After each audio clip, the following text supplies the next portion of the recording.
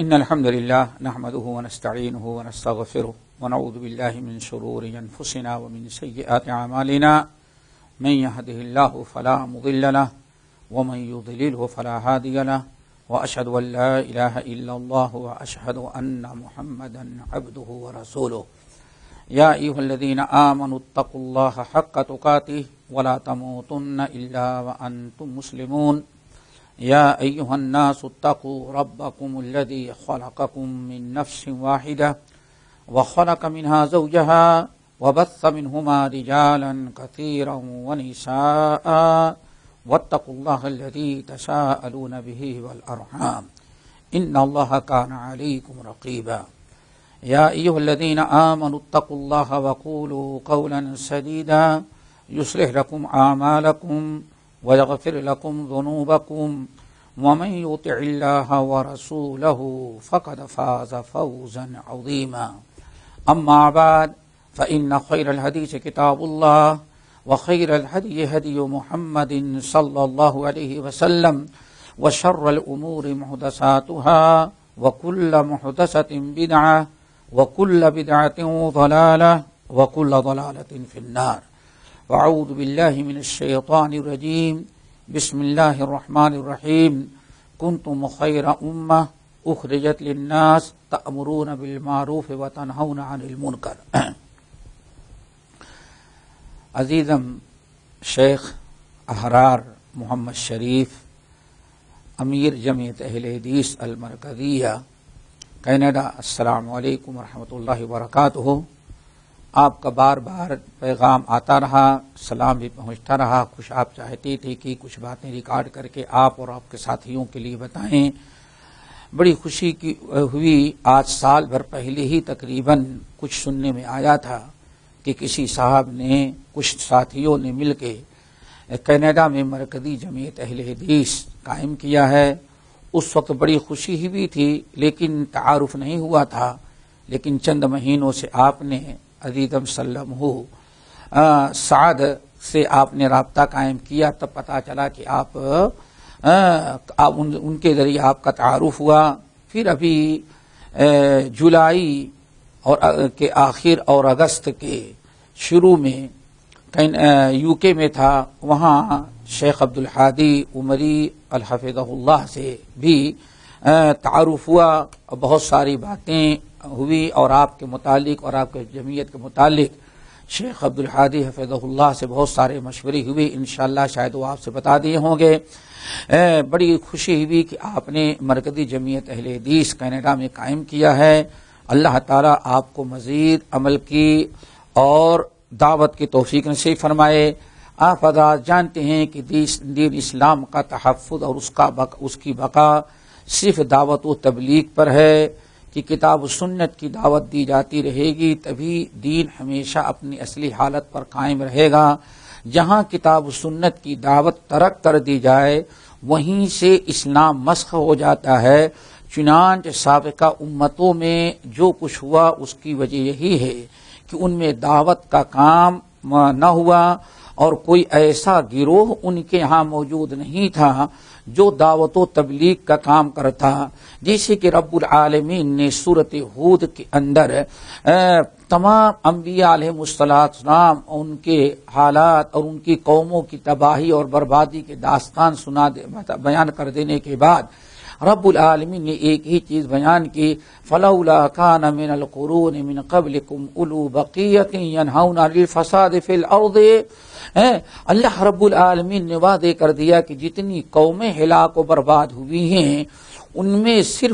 ان کی وجہ صرف یہ تھی کہ ان قوموں میں برائیاں عام ہونے لگی، انبیاء کی دعوت مسخ کی جانے لگی، تو کوئی گروہ ان کے اندر ایسا موجود نہ تھا جو لوگوں کو برائیوں سے روکتا، شرک سے بدعات سے منع کرتا اور انبیاء کی لائی ہوئی اصلی خالص شریعت ان کے سامنے پیش کرتا، اس کی دعوت دیتا.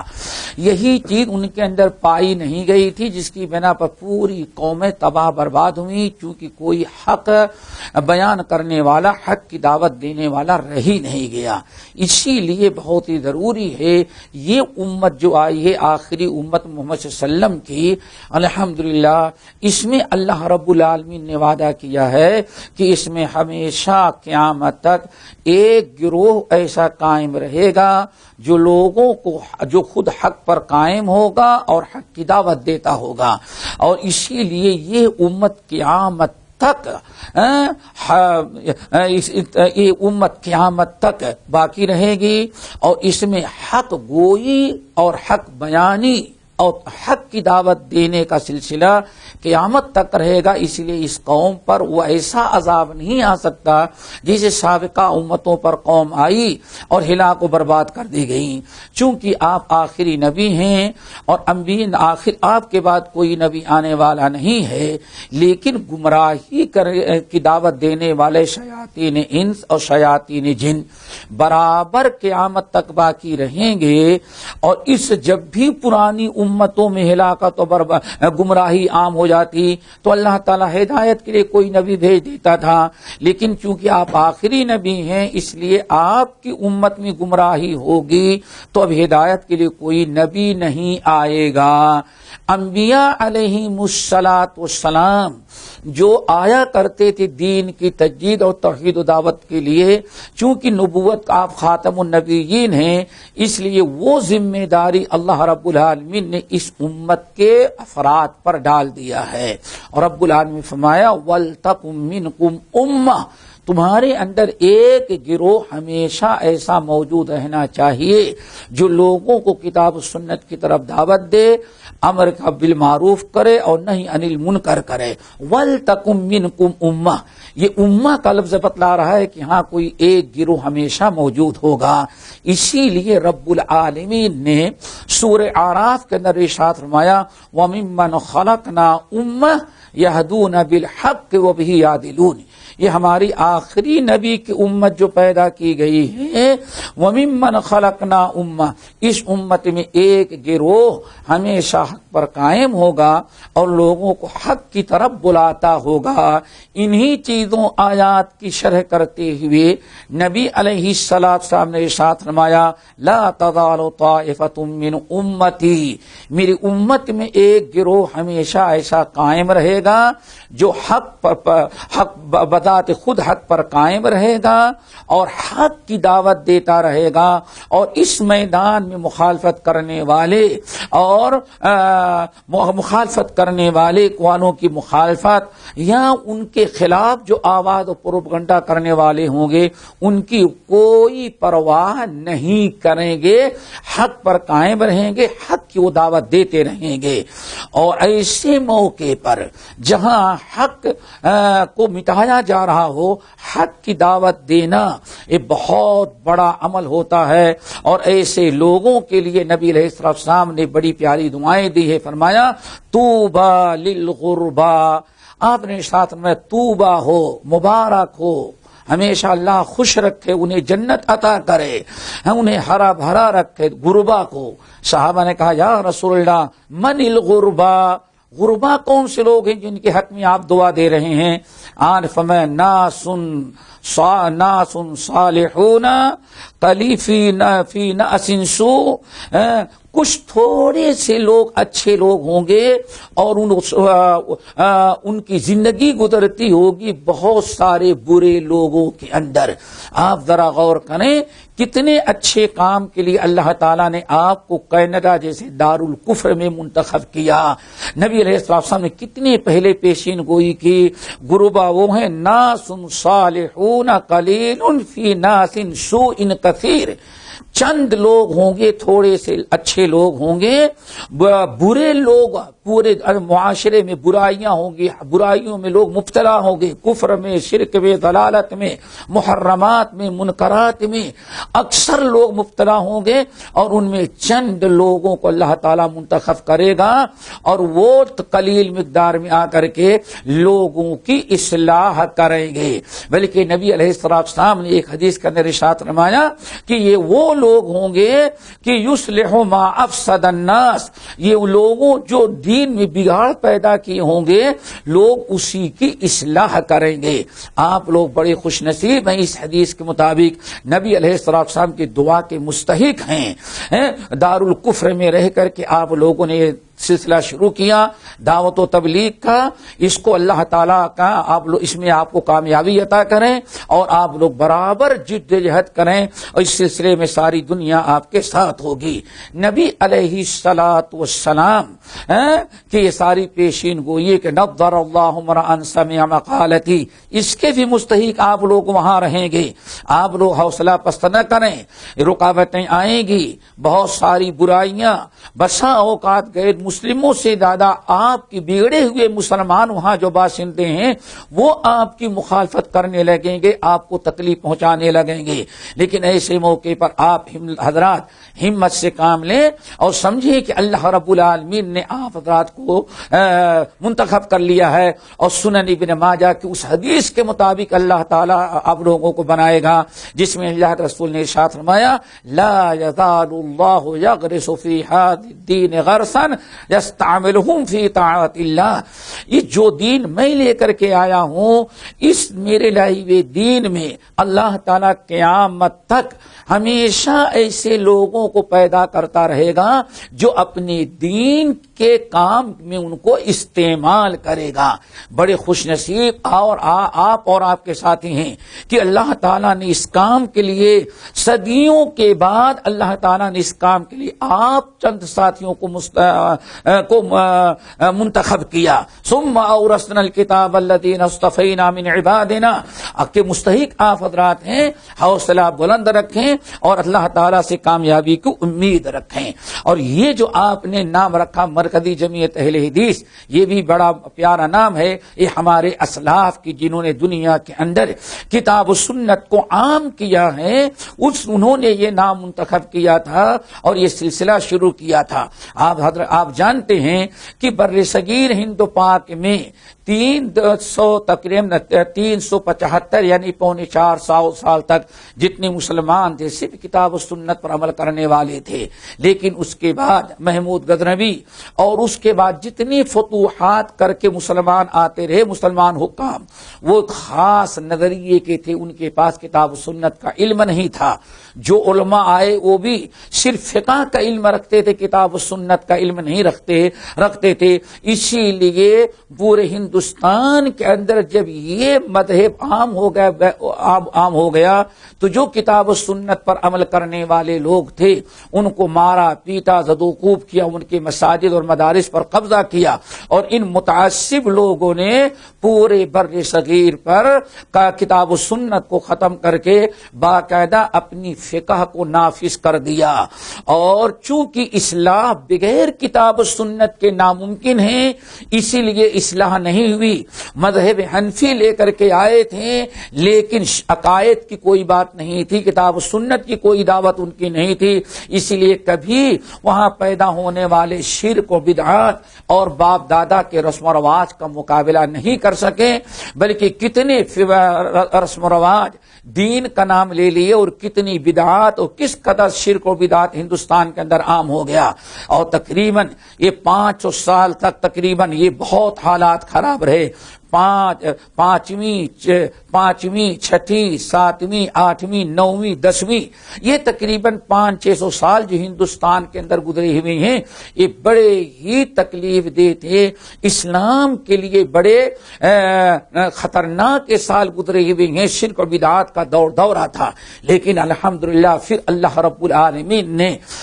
شاہ ولی اللہ کو پیدا کیا، پھر ان کے خاندان کے میں اللہ رب العالمین ایک مرد مجاہد پیدا کیا، شاہ اسماعیل شہید رحمت اللہ علیہ، اور انہوں نے جب کتاب و سنت کا علم حاصل کیا اور عملی طور پر دہلی کے اندر کتاب و سنت کا علم بلند کیا اور شرک و بدعات مٹنے لگے۔ اسی حال انہی دنوں کے اندر چونکہ ہندوستان کے صوبے پنجاب وغیرہ پر سکھوں کا غلبہ تھا، وہ طرح طرح سے مسلمانوں پر ظلم کر رہے تھے اور ادھر سے انگریز حکومت غالب آ رہی تھی، اسی لیے شاہ اسماعیل شہید رحمت اللہ علیہ نے تقویۃ الایمان، تنویر العینین اس قسم کی کتابیں لکھ کر کے انہوں نے باقاعدہ کفر و شرک کو ختم مٹانا چاہا۔ کفر و شرک کو مٹانا چاہا اور الحمدللہ اس میں وہ کافی کامیاب ہوئے.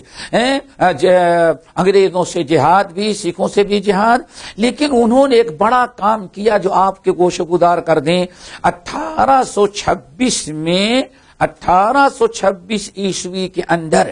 جب وہ باقاعدہ جہاد کے لیے سرحد چلے گئے تاکہ وہاں رہ کر کے سکھوں سے انگریزوں سے اور سکھوں ان کے پٹھو سکھوں سے جہاد کیا جائے، تو وہاں اس وقت ان کے ذہن میں ایک بات آئی کہ جہاد کے ساتھ ساتھ دعوت و تبلیغ کا بھی ایک منظم نظام قائم کیا جائے اور باقاعدہ دعوت و تبلیغ کا کام بھی شروع کیا جائے. اس کام کے لیے انہوں نے سرحد سے ہندوستان کے علاقے میں بہت سارے دعات بھیجے کہ جو جہاد کرنے کے بجائے وہ پورے بر صغیر میں دوڑ دھوپ کر کے لوگوں کا عقیدہ درست کریں، شرک و بدعات کا مقابلہ کریں اور لوگوں کے عقائد، لوگوں کے اخلاق، لوگوں کے اعمال کی اصلاح کریں. یہ دعوت و تبلیغ کا یہ مشن جو شروع ہوا ہے اصل میں وہ 1827 اور 28 سے شروع ہوا ہے. شاہ اسماعیل شہید رحمت اللہ علیہ اور سید احمد شہید رحمہم اللہ ان دونوں نے مشورہ کیا کہ صرف جہاد سے کام نہیں چل سکتا، جہاد کے علاوہ لسانی جہاد دعوت و تبلیغ کا کام بھی شروع کیا جائے. اس لیے انہوں نے تقریباً 40-45 علماء کو دعوت دینے کے لیے سرحد سے واپس لوٹایا اور ہندوستان متحدہ ہند میں آ کر کے دعوت و تبلیغ کا کام شروع کیا، جس میں مولانا ولایت علی صادق پوری، مولانا محمد علی رام پوری ان حضرات کو جنوبی ہند میں بھیجا. اس لیے مولانا محمد علی رام پوری تقریباً 8 مہینے حیدرآباد دکن میں رہ کر کے، مولانا ولایت علی صادق پوری رحمۃ اللہ علیہ 2 سال حیدرآباد دکن میں رہ کر کے وہ باقاعدہ کتاب و سنت کی دعوت دیتے رہے. اسی طرح سے یو پی کے اندر مولانا سخاوت علی جون پوری، ایم پی کے اندر مولانا بنگال کے اندر مولانا عنایت علی صادق پوری اور ایم پی کے اندر مولانا محمد مولانا اولاد حسن قنوجی رحمۃ اللہ. اس طرح سے پورے ہندوستان میں دعوت کا کام پھیلا دیا. ایک طرف سے انگریز اور ان کے پٹھوؤں سے جہاد ہوتا تھا اور دوسری جانب پورے بر صغیر کے اندر دعوت و تبلیغ کا بر صغیر میں پہلا گروہ ہے جس نے باقاعدہ دعوت و تبلیغ کا سلسلہ شروع کیا اور اس طرح سے پورے بر صغیر میں کتاب و سنت کا کام شروع ہو گیا اور لاکھوں کی تعداد میں لوگ باقاعدہ شرک و بدعت سے توبہ کر کے کتاب و سنت پر آتے رہے اور باقاعدہ اہل حدیث مسلک پھیلتا رہا. جب 1831 کے اندر شاہ اسماعیل شہید اور احمد شہید سید احمد شہید یہ لوگ شہید کر دیے گئے اور سکھوں نے مسلمانوں نے جو غداری کی تھی ان کے ساتھ مل کر کے جو باقاعدہ اس جہاد کے مشن کو ختم کرنے کا ارادہ کیا، جس کی بنا پر شہادت کا معاملہ پیش آیا، تو اس وقت تھوڑے کچھ دن کے لیے کام رک گیا تھا باقاعدہ. لیکن الحمدللہ گاہے بگاہے جہاد کا سلسلہ بھی اور دعوت و تبلیغ کا سلسلہ برابر یہ قائم رہا. لیکن 1857 کے اندر 1857 میں جب انگریز نے دلی پر قبضہ کیا اور پورے ہندوستان پر اس کا قبضہ ہو گیا تو انگریزوں نے باقاعدہ یہ پتہ لگانا شروع کیا کہ وہ کون سے لوگ ہیں جو انگریزوں سے جنگ کرتے تھے، جو ہم کو بڑا نقصان پہنچاتے تھے. تو اس موقع پر 10 سال کے ریسرچ کے بعد تحقیق ہوئی کہ یہ وہابی اہل حدیث تھے جو اس قسم کے ہمیں تکلیف دیا کرتے تھے، جن کی وجہ سے، جن کے جہاد کی وجہ سے سے ہمیں باقاعدہ ہندوستان پر قبضہ کرنے میں بڑی رکاوٹیں رکاوٹیں آتی تھیں اور بڑا نقصان اٹھانا پڑا۔ اب جب انگریز کو یہ پتا چل گیا کہ اصل مخالفت اہل حدیث ہماری کرتے تھے، تو اس وقت اب اہل حدیثوں پر قیامت ٹوٹ پڑی، اور اپنوں نے کلمہ پڑھنے والوں نے بھی خوب اچھی طرح سے ان کا ساتھ دیا، اور تمام علماء اہل حدیث گرفتار کیے گئے، سزائے موت دی گئی۔ تقریباً کہا جاتا ہے 6 لاکھ اہل حدیثوں کو جو کتاب و سنت پر عمل کرنے والے تھے، جن کے بارے میں وہ پتا چلا کہ اہل حدیث سے انہوں نے قطع شہید کرنا شروع کیا، یہاں تک کہ 6 لاکھ اہل حدیثوں کو انگریزوں نے قتل کر دیا، جیسے کہ ان کا اپنا بیان ہے۔ تو اس طرح سے یہ کچھ دنوں کے لیے یہ کام تھوڑا سا دعوت و تبلیغ کا رکا، لیکن الحمدللہ شیخ الکل میاں نذیر حسین محدث دہلوی رحمت اللہ علیہ، جو شاہ ولی شاہ اسماعیل شہید کے اصل جانشین سمجھے جاتے تھے، ولی اللہ خاندان کے، ان کے شاگردوں نے 1857 میں پکڑ دھکڑ کے باوجود اس دعوت و تبلیغ کا سلسلہ باقی رکھا، مدارس قائم کیے، علماء بھیجے، دعوت و تبلیغ کا کام چلتا رہا، لیکن کوئی منظم انداز سے کوئی تنظیم نہ بن سکی۔ لیکن میاں نذیر حسین محدث دہلوی رحمت اللہ علیہ کے جلیل القدر شاگردوں نے یہ طے کیا کہ اس کو منظم انداز سے دعوت و تبلیغ کا کام منظم انداز سے کیا جائے۔ اسی چیز کے پیش نظر شیخ الاسلام مولانا ثناء اللہ امرتسری رحمت اللہ علیہ نے 1906 کے اندر آرا بڑا مشہور شہر ہے بہار اور یو پی کے بارڈر پر، وہاں چونکہ ایک بہت بڑے عالم تھے ابو محمد ابراہیم آروی رحمت اللہ علیہ، جن کی وفات 1319 ہجری کو ہوئی ہے، وہ باقاعدہ مولانا ابو محمد ابراہیم آروی رحمت اللہ علیہ نے جو مدرسہ احمدیہ قائم کیا تھا، وہ ہندوستان کا سب سے بڑا مرکز اہل حدیث بنا ہوا تھا۔ تو 1906 کے اندر وہاں سالانہ اجتماع ہمیشہ ہوتا تھا، تو 1906 میں سارے ہندوستان کے بڑے بڑے علماء اکٹھا ہوئے۔ شیخ الاسلام مولانا ثناء اللہ امرتسری رحمت اللہ علیہ نے وہاں ایک تنظیم بنانے کی رائے دی، اور کہا بھائی ایک آل انڈیا اہل حدیث کانفرنس قائم کی جائے، جس کے کئی مقصد ہوں گے۔ ایک سب سے بڑا مقصد یہ ہوگا کہ پورے اہل حدیث کہاں کہاں گاؤں شہر قصبے میں کہاں کہاں اہل حدیث رہتے ہیں، سارے اہل حدیثوں کا ایڈریس ہونا چاہیے، ان سے تعلق قائم رہنا چاہیے، ان سے ان کو رابطے میں رکھا جائے، کسی بھی طرح سے ان کو انہیں معلوم ہو کہ ہاں ہماری جماعت کہاں ہے، اور مرکز کو معلوم ہو کہ ہاں ہمارا آدمی پورے ہندوستان میں کہاں کہاں بکھرا ہوا ہے۔ ایک کام تو یہ تھا۔ دوسرا مقصد یہ تھا کہ باقاعدہ اس کے ذریعے دعوت و تبلیغ کا کام آگے بڑھایا جائے، درس قرآن ہو، درس حدیث ہو، مدارس قائم کیے جائیں، کتابیں تقسیم کی جائیں، رسالے اور پمفلٹ چھپائے جائیں، سالانہ ماہانہ اجتماع ہو، سالانہ کانفرنسیں ہو۔ اس طرح سے ایک نظام بنانے کی تجویز پیش کیا شیخ الاسلام مولانا ثناء اللہ امرتسری رحمت اللہ علیہ نے 1906 میں۔ الحمدللہ انہوں نے رائے پیش کیا، سارے علماء نے اس کو قبول کر لیا کہ آل انڈیا اہل حدیث کانفرنس نام سے ایک تنظیم اور ادارہ قائم کیا جائے، جس سے پورے اہل حدیث کہاں کہاں ہے سب کو جوڑا جائے، اور ایک منظم انداز میں دعوت و تبلیغ کا کام آگے بڑھایا جائے۔ میٹنگ ہوئی، اس میٹنگ کے اندر بڑے بڑے لوگ تھے، حافظ عبد المنان وزیر آبادی رحمت اللہ علیہ تھے، مولانا عبداللہ غازی پوری رحمت اللہ علیہ تھے، شیخ محدث کبیر مولانا شمس الحق عظیم آبادی صاحب عون المعبود تھے، حافظ عبداللہ غازی پوری، مناظر اسلام علامہ عبد الرحیم حافظ عبد العزیز رحیم آبادی رحمہم اللہ وغیرہ تھے۔ ان سارے لوگوں نے تائید کی، اور 1906 کے اندر یہ آل انڈیا اہل حدیث تنظیم بن گئی، جس کے سیکریٹری تو شیخ الاسلام مولانا ثناء اللہ امرتسری کو منتخب کیا گیا اور اس کے صدر حافظ عبداللہ غادی پوری رحمت اللہ علیہ کو مقرر کیا گیا جو 1918 میں وفات پائے. یہ 1906 سے لے کر کے 1918 تک حافظ عبداللہ غادی پوری رحمت اللہ علیہ برابر اس آل انڈیا اہل حدیث کانفرنس کے صدر تھے. خازن جو مقرر کیا گیا تھا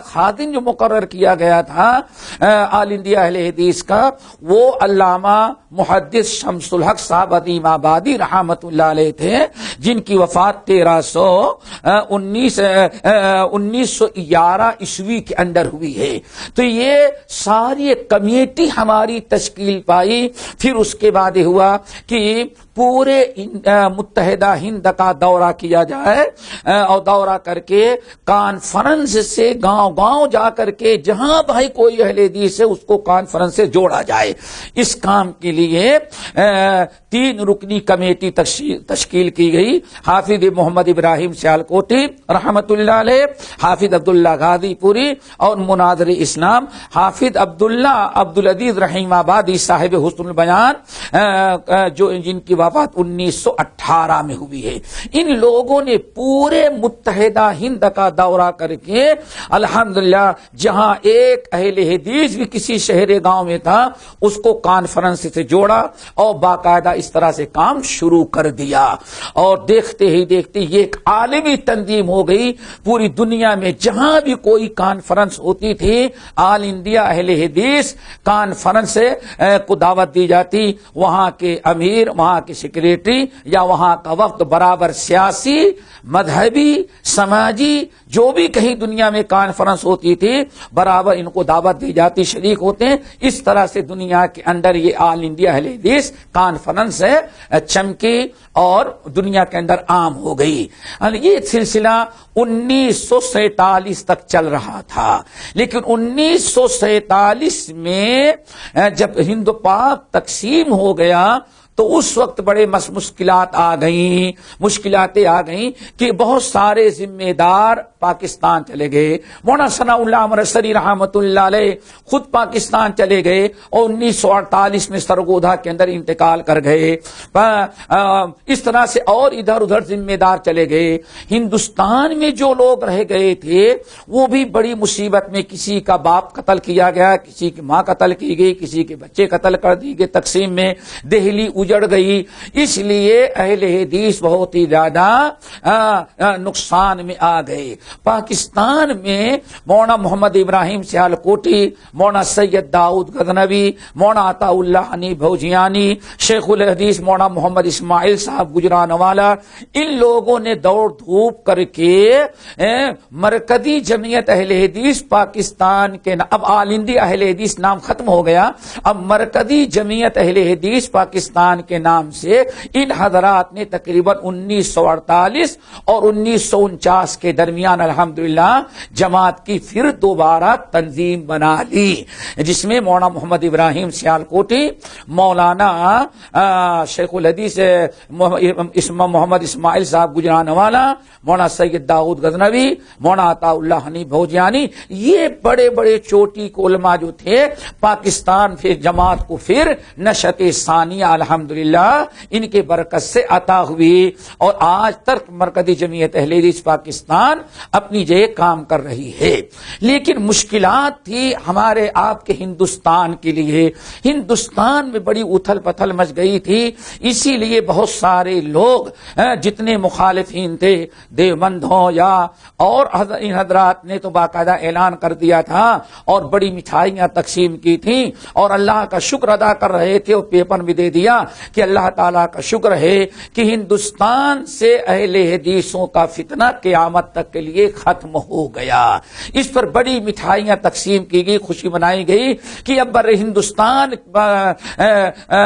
تقسیم ہو جانے کے بعد اب ہندوستان میں اہل حدیثوں کا نام ختم کر دیا ہو گیا. اب ان کی کوئی نشاطات، ان کی کوئی ایکٹیویٹیز یا ان کے کوئی کارنامے نہیں، بلکہ چند سالوں کے اندر ختم ہو جائیں گے. یہ انہوں نے پروپگنڈا کیا، لیکن الحمدللہ مولانا عبد الوہاب آروی رحمت اللہ علیہ، جن کو قائد جماعت اہل حدیث کہا جاتا ہے، یہ اصل میں 1943 کے اندر ان کو آل انڈیا اہل حدیث کا صدر مقرر کر لیا گیا تھا۔ حافظ عبداللہ غادی 1943 میں ان کو صدر منتخب کر لیا گیا تھا۔ یہ انڈیا میں رہ گئے تھے، صدر ہندوستان میں رہ گیا، باقی سارے اراکین پاکستان میں چلے گئے۔ لیکن الحمدللہ جب انہوں نے دیکھا کہ ہندوستان کے لوگ پیپر میں چھاپ رہے ہیں، اللہ کا شکر ادا کر رہے ہیں، مٹھائی تقسیم کر رہے ہیں کہ اب اہل حدیث نام کا اہل حدیث جماعت قیامت تک کے لیے ہندوستان میں ختم ہو گئی، اور گورنمنٹ کا جو قانون بنایا گیا اس وہاں بتا دیا گیا وہاں اہل حدیث جماعت نام کا کوئی تنظیم، کوئی ادارہ گورنمنٹ کے کھاتے میں ہے ہی نہیں ہے۔ لوگوں نے اپنا نام لیا، شیعہ ہے، حنفی ہیں، دیوبندی ہیں، لیکن اہل حدیثوں کا نام ختم کر دیا تاکہ سرکاری طور پر ان کو ان کی کوئی حیثیت باقی نہ رہ جائے۔ لیکن جب پیپروں میں آیا اور لوگوں نے مٹھائیاں تقسیم کی تو سالوں کے بعد مولانا عبد الوہاب آروی رحمت اللہ علیہ کو پتہ چل گیا۔ انہوں نے مولانا ابوالکلام آزاد سے مل کر کے شکایت کی اور دوبارہ ہندوستان کے قانون میں مولانا ابوالکلام آزاد رحمت اللہ علیہ کے ذریعے تبدیلی لائی گئی، اور یہ قانون پاس کیا گیا کہ ہندوستان کے اندر جہاں شیعہ ہیں، حنفی ہیں، وہیں مسلمانوں کی ایک بڑی جماعت مرکزی جمعیت اہل حدیث ہند کے نام سے موجود ہے۔ مرکزی جمعیت اہل حدیث ہند کے نام سے یہ جماعت رجسٹرڈ ہو گئی۔ اب مولانا عبد الوہاب آروی رحمت اللہ علیہ اکیلے تھے، اپنے ساتھ مولانا عبد الجلیل رحمانی رحمت اللہ علیہ کو ملایا، بعد میں مولانا عبد الرؤوف صاحب جھنڈے نگری، شیخ الحدیث مولانا عبید اللہ رحمانی، بہت بڑے عالم جامع المعقول والمنقول علامہ نذیر احمد عملوی، ان تمام لوگوں نے ساتھ دیا اور مل کر کے مرکزی جمعیت اہل حدیث کے نام سے 1954 کے اندر پھر ہندوستان میں وجود میں آ گئی۔ اس طرح سے ہمارے اسلاف نے یہ جماعت جو قائم کی تھی الحمدللہ ختم نہ ہوئی، پاکستان میں بھی بن گئی اور ہندوستان میں بھی قائم رہی۔ اب پھر اس کے بعد الحمدللہ بنگلہ دیش میں تو تھی ہی، الحمدللہ ہمارے اسلاف کا جو مقصد تھا کہ مرکزی جمعیت اہل حدیث نام سے ہو تاکہ پورے ملک کے نہیں پوری دنیا کے اہل حدیث ایک دوسرے سے جڑے ہوئے ہوں۔ اسی چیز کے پیش نظر 1900 تقریباً 75 کے قریب علامہ ناصر الدین البانی رحمت اللہ علیہ جب مدینہ یونیورسٹی سے وفد بھیجا گیا، برطانیہ گئے تو وہاں انہوں نے بھی کتاب السنت کی دعوت دیا، اہل حدیث لوگ بنے۔ پھر ان کے شاگردوں سے مولانا محمود میر پوری رحمت اللہ علیہ نے برطانیہ میں انہوں نے مرکزی جمعیت اہل حدیث برطانیہ کے نام سے جماعت قائم کی جو آج تک چل رہی ہے۔ پھر اس کے بعد الحمدللہ آپ حضرات کو اللہ نے توفیق دیا، مرکزی جمعیت اہل حدیث کینیڈا آپ نے قائم کیا۔ یہ تاریخ میں نے اس لیے بیان کر دیا کہ آپ ہمارے اسلاف 1906 میں جو خواب دیکھ رہے تھے کہ پوری دنیا کے اندر اہل حدیث ایک دوسرے سے رابطے میں رہے، معلوم ہے کہ دنیا کے کس گوشے میں کہاں اہل حدیث ہے۔ 1906 میں مولانا عمر سری اپنے ساتھیوں کے ساتھ علماء اہل حدیث کے ساتھ مل کے جو کام کیا تھا، سمجھے اسی خواب کی ایک تعبیر ہے جو آپ لوگوں نے کیا۔ اس دیار کفر میں مغرب میں آپ نے کتاب و سنت کی دعوت مرکزی جمعیت اہل حدیث کینیڈا کے نام سے شروع کیا ہے۔ اللہ تعالیٰ سے ہم دعا کریں کہ اللہ تعالیٰ آپ کو مزید کامیابی عطا کرے اور آپ کے ساتھیوں کو اللہ تعالیٰ ہمیشہ مل جل کر کے کام کرنے کی توفیق دے۔ لیکن ایک بات ہم اور بتا دیں کہ یہ آپ حضرات جو کام کر رہے ہیں آگے بڑھ بڑھنے میں کے لیے، مزید ترقی کے لیے چند ہیں تو بہت ساری چیزیں، لیکن چند چیزیں بطور نصیحت کے ہم بتائیں گے۔ اللہ تعالیٰ آپ لوگوں کو اس پر عمل کرنے کی توفیق نصیب فرمائے۔ اس کے اندر سب سے آپ چاہتے ہیں کہ آپ کی برکتی جمعیت اہل حدیث اپنے مشن میں کامیاب ہو تو سب سے پہلے اخلاص کی ضرورت ہے۔ اخلاص ہر عمل میں ترقی اور عروج کا بنیاد، اللہ تعالیٰ کی نصرت اور مدد کی بنیاد اصل میں اخلاص ہے۔ اسی لیے سب سے پہلے اخلاص پیدا کریں۔ نبی علیہ السلام کا فرمان، جب انسان اخلاص کے ساتھ لا الہ الا اللہ کوئی مومن کہتا ہے تو اس مومن کے اخلاص کے دل کے اخلاص کے ساتھ ایک کلمہ جو زمین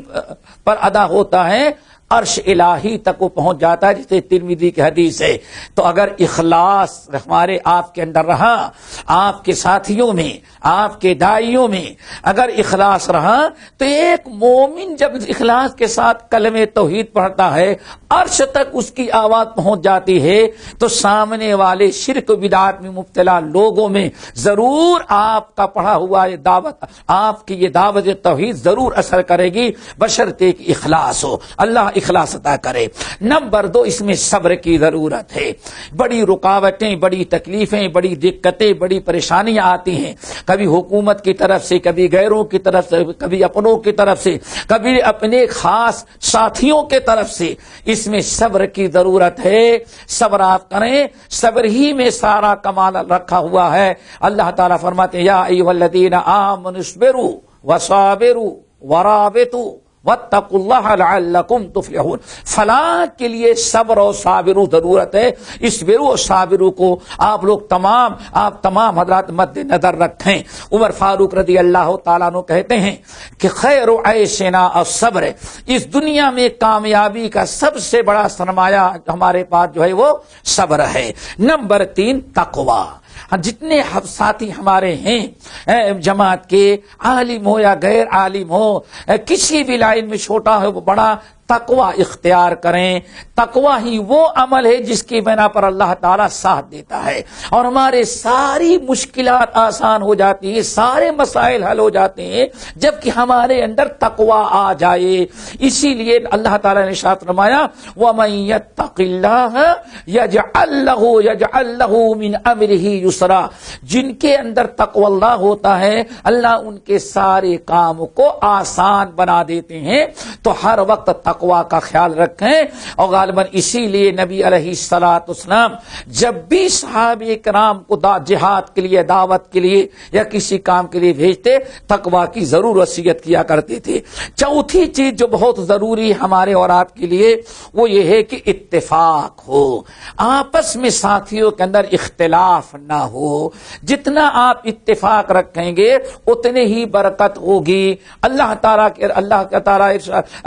ارشاد فرماتے ہیں، اللہ کے نبی ارشاد فرماتے ہیں ید اللہ علی الجماعہ، ید اللہ علی الجماعہ۔ اللہ تعالیٰ ارشاد فرماتے ہیں ولا تنازعوا فتفشلوا وتذهب ريحكم۔ جہاں ہمارے اندر اختلاف شروع ہوا ساری قوت ہماری ختم، ساری ترقی ہماری رک جاتی ہے۔ اسی لیے نبی علیہ السلام نے حضرت معاذ بن جبل اور بعض صحابہ کرام کو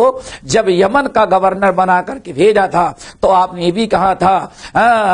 کہ تطاوعا ولا تختلفا، تم دونوں آپس میں اتفاق کے ساتھ رہنا، اختلاف نہیں کرنا۔ جہاں اختلاف آتا ہے وہاں بہت سارے مسائل کھڑے ہو جاتے ہیں۔ یہ چند باتیں ہم نے آپ حضرات کے سامنے رکھی ہیں۔ اللہ تعالیٰ ان کو قبول فرمائے اور آپ لوگوں کو مزید حوصلہ،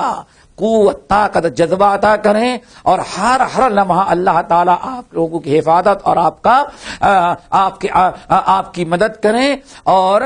زیادہ سے زیادہ کتاب و سنت کی دعوت دیں۔ اور ہمیشہ ایک آخری چیز یاد رکھیے گا، 5ویں چیز، دعوت کے میدان میں علم اور حکمت کا ضرور خیال رکھیے گا۔ ادع الی سبیل ربک بالحکمت والموعظۃ الحسنہ وجادلہم باللتی ہی احسن۔ یہاں جو دعوت کے اصول بیان کیے گئے ہیں ان کو اصول رکھنا، کہیں ایسا نہ ہو دھماکہ خیز حالات پیدا کر دیں جوش میں آ کر کے تو بہت سارے معاملات رک جاتے ہیں اور خراب ہو جاتے ہیں۔ اللہ عمل کے توفیق نصیب فرمائے۔ وآخر دعوانا الحمدللہ رب العالمین۔